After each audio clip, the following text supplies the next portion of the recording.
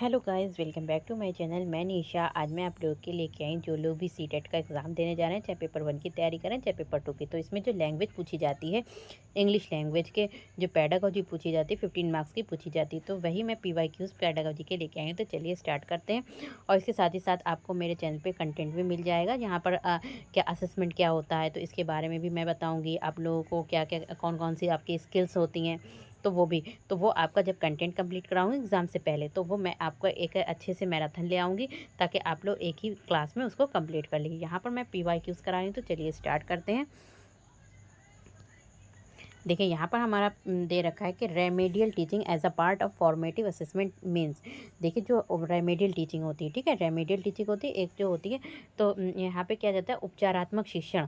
तो ये जो है वो क्या है, एज अ पार्ट ऑफ। तो उपचारात्मक शिक्षण जो है वो किसका पार्ट है, यानी कि फॉर्मेटिव असेसमेंट, यानी कि रचनात्मक आंकलन का। तो इसका मतलब क्या होता है, इसमें जो होता है बच्चे का क्या किया जाता है, diagnosing and addressing gaps in learning.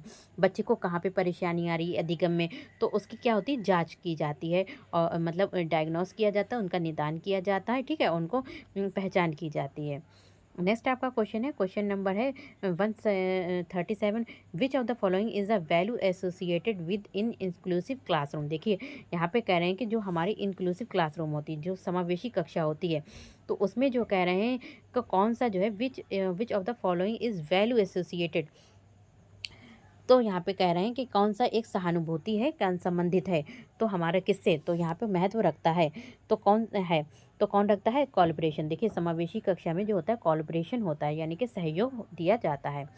Next आपका क्वेश्चन है, question number 138। The aim of mechanical drill is. देखिए मैकेनिकल ड्रिल का जो है वो लक्ष्य क्या है, एम क्या है, तो मैकेनिकल ड्रिल का जो एम है वो क्या है, यानी कि मैकेनिकल या जो ये होती है मशीनी, जो मशीनी होती है और मशीनी अभ्यास, उसका क्या मतलब होता है, उसका क्या तो encourage creative use of language among the learners. तो यहाँ पे इनकरेज किया जाता है, प्रोत्साहित, यानी कि उनको जो होता है बच्चों को प्रोत्साहित करना है।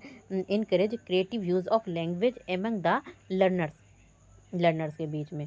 नेक्स्ट आपका क्वेश्चन है, question number 139। Learners are involve in individual activities, pair work, group work and whole class work because these. तो देखिए लर्नर्स कौन से होते हैं, जो अधिगम करता होते हैं, जैसे कि जो स्टूडेंट हैं वो लर्नर्स हैं। तो उनको जो है इन्वॉल्व किया जाता है किसमें, इंडिविजुअल एक्टिविटीज़ में, यानी कि व्यक्तिगत, यानी कि इंडिविजुअल अलग अलग जैसे कि एक्टिविटीज़ होती हैं, पेयर वर्क में भी, साथ में भी, ग्रुप वर्क में भी शामिल किया जाता है, एंड होल क्लास, पूरी क्लास के वर्क में भी शामिल किया जाता है। क्योंकि इससे क्या होता है, तो इससे बच्चों में क्या होता है, ऑफर्ड द लर्नर्स, इससे जो होता है बच्चों को क्या मिलता है, बहुत सारे अवसर मिलते हैं, टू यूज़ द लैंग्वेज, यानी कि भाषा को बोलने के बहुत सारे अवसर मिलते हैं, इन अ फोकस्ड मैनर, किसमें, वो एक फोकस मैनर, यानी कि ढंग से, फॉर रियल लाइफ इंस्ट्रक्शन, और अपनी जो वास्तविक जीवन है उसको इंटरेक्ट करने के, अंतःक्रिया करने के। नेक्स्ट आपका क्वेश्चन है, question number 140। Which of the following statement is true. कह रहे हैं, इसमें से कह रहे हैं कि 4 स्टेटमेंट दे रखी, इसमें से कौन सी ट्रू है, तो सही स्टेटमेंट क्या है। वाइल ऑल फॉर्मेटिव टास्क, यहाँ पे कह रहे हैं कि while all formative task are meant for improving teaching learning. कह रहे हैं कि वाइल, जबकि सभी फॉर्मेटिव टास्क जो होते हैं वो उसका मतलब ये है कि इम्प्रूविंग टीचिंग लर्निंग, यानी कि हम टीचिंग, जो भी शिक्षण अधिगम प्रक्रिया है उसमें क्या कर रहे हैं, टीचिंग लर्निंग उसमें इम्प्रूव कर रहे हैं। Some are used for assessment, और कुछ जो होते हैं इसमें से जो यूज़ किए जाते हैं वो मूल्यांकन के लिए भी यूज़ किए जाते हैं। नेक्स्ट आपका क्वेश्चन है, क्वेश्चन नंबर है 141। When young learner seems to lose interest in a lesson the teacher should. यहाँ पे कह रहे हैं कि व्हेन यंग लर्नर, देख जब आप लोगों को लगे कि आपके जो स्टूडेंट्स हैं वो आप जो चैप्टर पढ़ाने जा रहे हैं उसमें इंटरेस्ट नहीं ले रहे हैं, रुचि नहीं ले रहे हैं, तो तब टीचर को क्या करना चाहिए, द टीचर शुड। तो तब टीचर को क्या करना चाहिए, तो उन्हें बच्चों को क्या करेंगे, टेल अ स्टोरी और कंडक्ट एन इंटरेस्टिंग एक्टिविटी। तो वहाँ पे एक शिक्षक को बच्चों को स्टोरी सुनाना चाहिए, या फिर एक अच्छी सी कंडक्ट जो है एक्टिविटी को कराना चाहिए। इससे क्या होगा, इससे बच्चे जो होते हैं वो जो होते हैं चैप्टर के प्रति जो होते हैं रुचि पैदा हो जाती है उनमें। नेक्स्ट आपका क्वेश्चन है 42, the right of children to free and compulsory education act 2009 had included all round development of the child one as one of the aims of education because. देखिए the right of children to free, देखिए शिक्षा का अधिकार अधिनियम 2009 जो है had include, इसमें जो क्या इंक्लूड किया गया है, डाला गया है all round development of the child, बच्चे का सभी तरीके से विकास हो, as one of the aims of, इसमें से कौन सा जो है वो एम्स है, एजुकेशन, एजुकेशन का भी है, तो इसमें से कह रहे हैं कि एजुकेशन का इसमें से कौन सा है, तो कौन सा है ये इसमें से, तो it nurtures the physical mental and emotional aspects of the child. तो इसमें क्या होता है, बच्चे का फिजिकल भी विकास किया जाता है, मेंटल भी डेवलपमेंट होता है और इमोशनल डेवलपमेंट भी किया जाता है बच्चे का।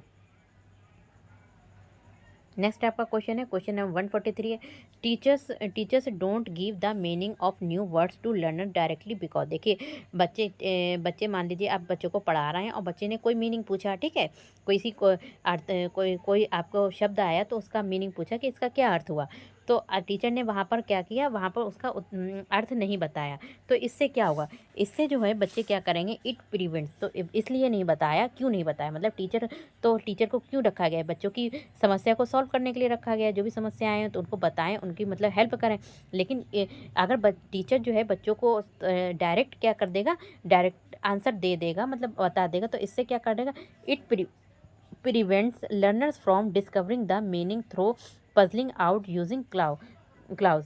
तो यहाँ पर बच्चे क्या होते हैं, जब उनको तुरंत मीनिंग पता चल जाता है तो बच्चे जो होते हैं इधर उधर खोजेंगे नहीं, तो बच्चों को रोक लेता है डिस्कवरिंग से, मतलब खोज करने से रोकता है, तो इसलिए टीचर वहाँ पर डायरेक्ट आंसर नहीं देती है। नेक्स्ट आपका क्वेश्चन है, क्वेश्चन नंबर 144 है, which of the following is an instance of non formal learning. तो इसमें से कह रहे हैं which of the following is an, इसमें से कौन सा जो है नॉन फॉर्मल लर्निंग का उदाहरण है, ठीक है, तो नॉन फॉर्मल लर्निंग का क्या है, उदाहरण है, तो कौन सा है, तो यहाँ पे क्या है, चिल्ड्रेन लर्निंग अ न्यू, तो चिल्ड्रेन लर्निंग थ्रो कारस्पॉन्डेंस लेसन, तो ये क्या है, ये जो है वो क्या है, नॉन फॉर्मल लर्निंग यानी कि अनौपचारिक अधिगम का क्या है, एक उदाहरण है। तो यहाँ पे बच्चे जो होते हैं कारस्पॉन्डेंस पत्राचार, यानी कि आप लोग स्कूल में जाकर नहीं सीख रहे हैं, बल्कि आप लोग अपने घर पर बैठकर सीख रहे हैं, कहीं कोचिंग में जाकर सीख रहे हैं, बल्कि स्कूल में ना तो कोई टाइमिंग है, ना तो कोई आपका प्रॉपर शिक्षक है, तो यहाँ पे कह रहे हैं कि which of the following is an non formal learning, तो जो अनौपचारिक अधिगम होता है उसमें ना तो एक शिक्षक होता है, ना प्रॉपर टाइम होता है, आपका जब टाइम होगा आप लोग को जब टाइम मिलेगा तब आप लोग सीखेंगे, तो कोई भी टाइम नहीं होता, जैसे स्कूल का टाइम है वहाँ पे टीचर होता है, वहाँ पे पीरियड आपके लगते हैं, तो वहाँ पर ऐसा नहीं होता है, तो वो फॉर्मल लर्निंग होती है जो स्कूल में आप लोग प्राप्त करते हैं, और जो घर पर या फिर कहीं कोचिंग वगैरह, तो ये क्या होती है, ये होती है, इसे फॉर्मल लर्निंग कहते हैं, नॉन फॉर्मल लर्निंग कहते हैं। ग्रुप में नेक्स्ट क्वेश्चन है, group project work helps in developing. देखिए जब बच्चे ग्रुप में वर्क करते हैं तो इससे क्या विकसित होता है, तो इससे बच्चों की जो हेल्प होती है वो किस में हेल्प होती है, तो कोलैबोरेशन, बच्चों में सहयोग आता है, क्रिटिकल थिंकिंग यानी कि क्रिटिकल थिंकिंग आती है, एंड प्रॉब्लम सॉल्विंग, बच्चे क्या करते हैं अपनी प्रॉब्लम को भी सॉल्व करते हैं। नेक्स्ट आपका क्वेश्चन है, क्वेश्चन नंबर 146 है, what type of questions promote thinking skills in children. तो कह रहे हैं कि किस तरीके के जो क्वेश्चंस हैं वो बच्चों में प्रमोट थिंकिंग स्किल्स को बढ़ावा देते हैं, ठीक है, बच्चों में जो है थिंकिंग स्किल यानी कि चिंतन जो कौशल होता है उसको बढ़ावा देते हैं, तो किस तरीके के क्वेश्चन, यानी कि पर्सनल रिस्पांस क्वेश्चन कौन से होते हैं, जो पर्सनल रिस्पांस क्वेश्चन होते हैं वो क्या करते हैं, बच्चों में थिंकिंग स्किल को क्या देते हैं, बढ़ावा देते हैं। नेक्स्ट आपका क्वेश्चन है 147, students need to brainstorm ideas, organise them, draft, edit and revise their work is the process, तो विच रिफ्लेक्ट्स, तो ये जो रिफ्लेक्ट्स करता है यहाँ पे कह रहे हैं, तो स्टूडेंट्स नीड टू, स्टूडेंट को ज़रूरत है अपने ब्रेन को स्ट्रॉन्ग करने के लिए, आइडियाज़ ऑर्गेनाइज देम, उनको ऑर्गेनाइज करें, ठीक है, और ड्राफ्ट बनाएं, एडिट करें, ठीक करें उसे, एंड रिवाइज देयर वर्क, और अपने वर्क को भी रिवाइज करें, तो इज़ अ प्रोसेस, तो ये जो प्रक्रिया है वो किसे रिफ्लेक्ट करती है यानी संशोधित करती है, तो किसे करती है, तो राइटिंग स्किल को। और नेक्स्ट आपका क्वेश्चन है, question number 140, teacher helps learners construct their knowledge in English by. तो टीचर हेल्प्स लर्नर, यहाँ पे शिक्षक मदद करती है बच्चों की कंस्ट्रक्ट यानी कि निर्माण करें नॉलेज इन इंग्लिश बाय, तो उनकी नॉलेज, बच्चों की teacher helps learners construct their knowledge, यानी कि बच्चों की ज्ञान में इंग्लिश के ज्ञान में क्या करें, उनको निर्माण करें। तो कैसे करें, तो बच्चे क्या करें यहाँ पे, enabling them to see the relationship between the prior knowledge and the new knowledge. देखिए बच्चे जब पढ़ते नहीं हैं तो उनकी क्या नॉलेज होती है, ठीक है, और जब वो चीज़ों को पढ़ लेते हैं, जान लेते हैं, फिर उनकी क्या होती है, नॉलेज ज़्यादा हो जाती है। तो उसमें क्या कराएगी, बच्चों को रिलेशनशिप बताएगी।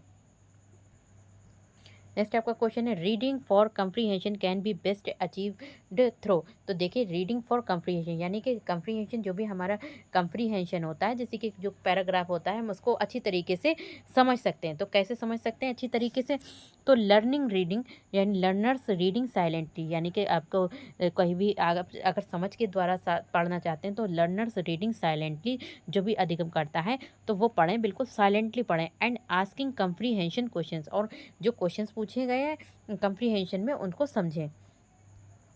नेक्स्ट आपका क्वेश्चन है, question number 150, a textbook describe are domestic scenes which shows the father cooking. तो देखिए एक टेक्स्ट बुक है, यानी कि जो बुक है वहाँ पर एक वर्णन किया जा रहा है कि डोमेस्टिक घर के कामों में, विच शोज द फादर कुकिंग, यहाँ पर पिता क्या बना रहे हैं, खाना बना रहे हैं इन द किचन में।